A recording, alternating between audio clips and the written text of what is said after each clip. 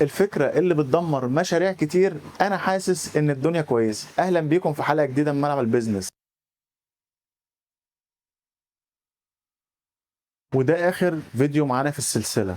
وخلي بالك أنا عامل لك مفاجأة في آخر الفيديو، ولكن المفاجأة دي مش لأي حد حابب يتفرج على المحتوى بس. المفاجأة دي لناس عندها مشروع أو ناوية تبدأ مشروع أو عندها قرار مهم عايزة تفهمه صح قبل ما تبدأ. على مدار السلسلة اتكلمنا في 3 أجزاء عن أشهر الغلطات اللي بتدمر المشاريع، وهنا بنوصل للجزء الأخير من السلسلة بتاعتنا.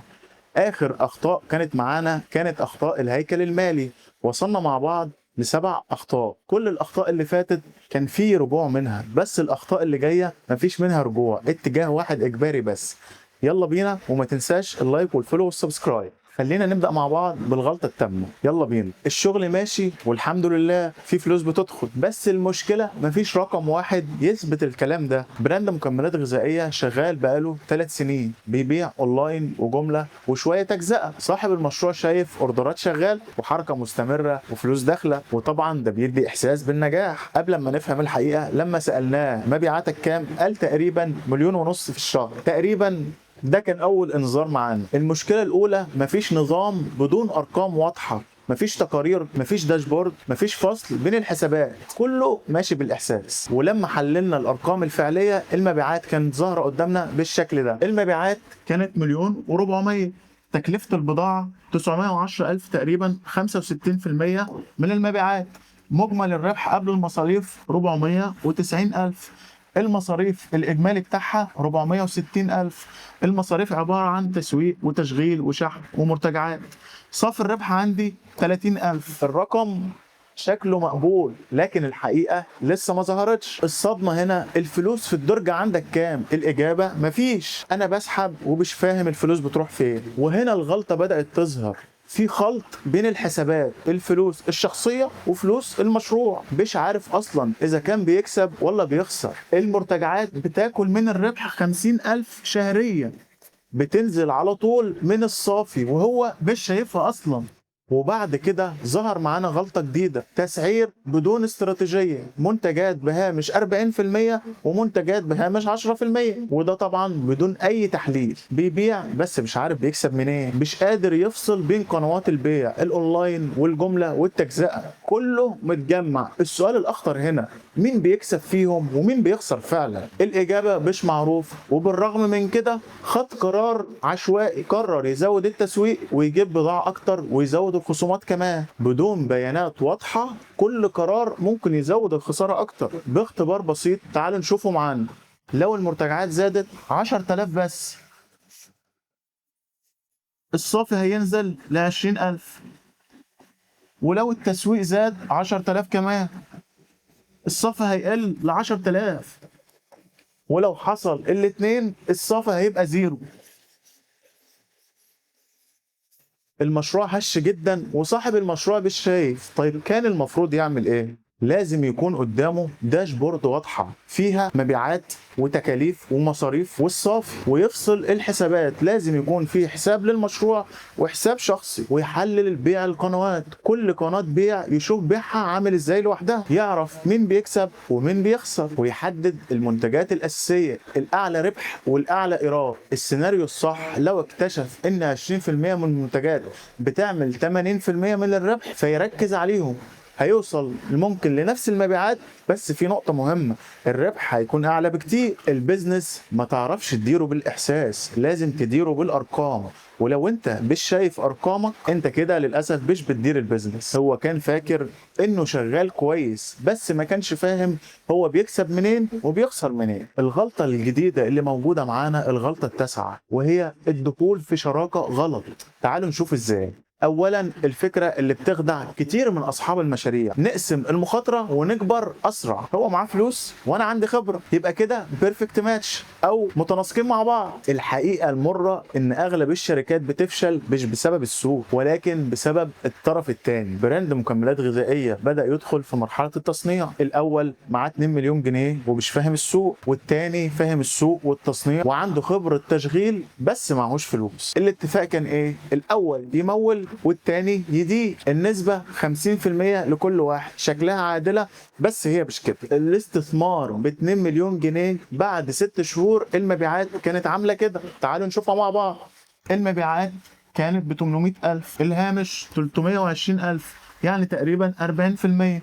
إجمالي المصاريف كان 280,000. صافي الربح عندي 40,000. مش رقم كبير بس المشروع برضه لسه بيبدأ. الشريك الأول بيقول أنا حاطط 2 مليون، فين العائد بتاعهم؟ الشريك التاني شايف الصورة بشكل أعمق، لازم نعيد استثمار الأرباح دي ونكبر الشركة ونزود التسويق. الشريك الأول عايز يسحب أرباح والمشروع بطيء، وهنا بدأ الخلاف. قرروا يسحبوا الأرباح الصافي 40,000، يعني بالتقسيمة اللي قسموها كل واحد هياخد 20,000. رقم صغير بس تأثيره كبير. ال 40,000 دول كانوا ممكن يزودوا الإنتاج وتحسن الجودة وتقلل التكلفة، وبدل كل ده سحبوه. واحد عايز يبني وواحد عايز يكسب بسرعة، وده أخطر نوع تضارب. مفيش اتفاق واضح، ومفيش سياسة توزيع أرباح، ومفيش مؤشرات قياس أداء واضحة، ومفيش إكزيت بلان أو خطة للخروج. يعني كل قرار فيه مشكلة. بسبب الخلاف ده القرارات اتأخرت، وفي فرص كتير ضاعت، والسوق سبقهم. الخسارة ما كانتش فلوس بس، الخسارة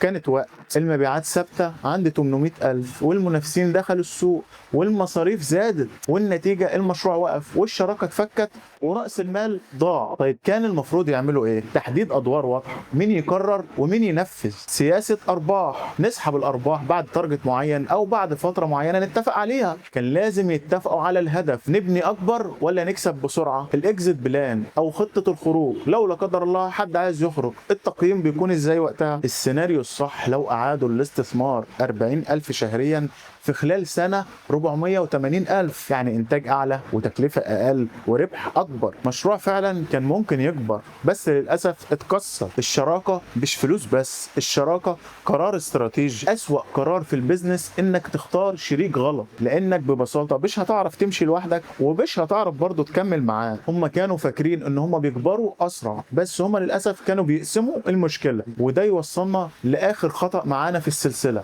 الغلطة العشرة، وهو الخوف من اللي هو ياخد قرار بوقف المشروع. الفكرة اللي بتخدع كتير من أصحاب المشاريع، خلينا نديها فرصة تانية، يمكن السوق يتحسن، مش وقته نوقف دلوقتي.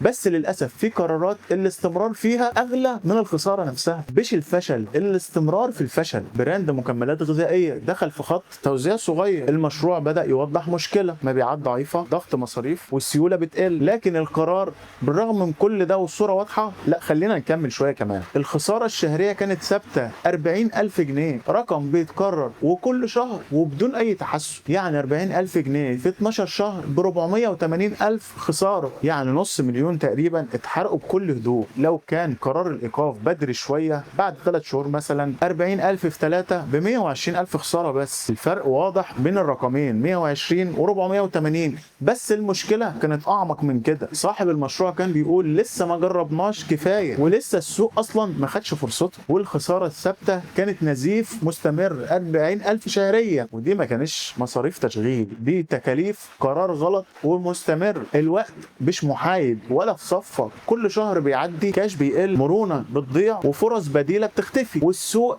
مش بيستنى ولا بيصبر على حد. وهم الرجوع تقول لنفسك لو كملت شوية كمان ممكن تتحسن، وفي أغلب الحالات ما بتحصلش. وبعد سنة راس المال اتاكل، الضغط النفسي زاد، الفرص البديلة اختفت، والخروج بقى أصعب، والنتيجة المشروع استنزف الكاش بالكامل، والقرار اتأخر، والخسارة كبرت. لو وقف بدري كان خسر 120,000 بس، لكن لو كمل هيخسر 480,000. الفرق 360,000، مش في الفشل، في تأخير القرار. كل شهر تأخير بيكبر الخسارة وبيقلل الخيارات وبيقفل فرص جديدة. يعني التأخير بيكلفك أكتر من القرار نفسه. كان المفروض يعمل إيه؟ كان المفروض يحط قدام نفسه هدف واضح، لو لا قدر الله خسرت ل3 شهور متتاليه اوقف على طول. 2، يقيم المشروع ببرود، هل في تحسن؟ هل في سبب منطقي للاستمرار؟ 3، يحمل كاش، يوقف النزيف بدري ويعيد توزيع الموارد. 4، يعيد التوجيه اصلا، قناه بيع جديده، منتج مختلف، نموذج مختلف. السيناريو الصح لو كان وقف بعد 3 شهور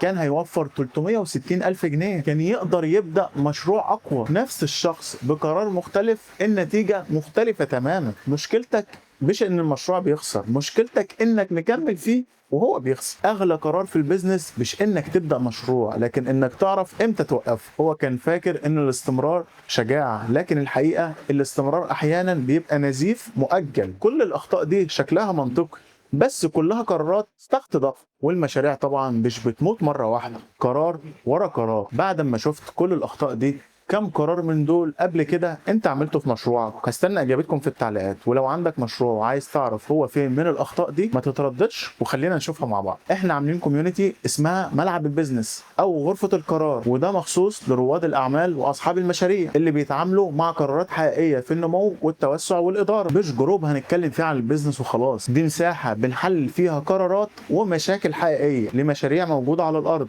لو عاوز تدخل اتشرف بيك، وهتلاقي اللينك في اول تعليق. انا الدكتور احمد ابو المعاطي، وفي ملعب البيزنس هنعلمك ازاي تلعبها صح.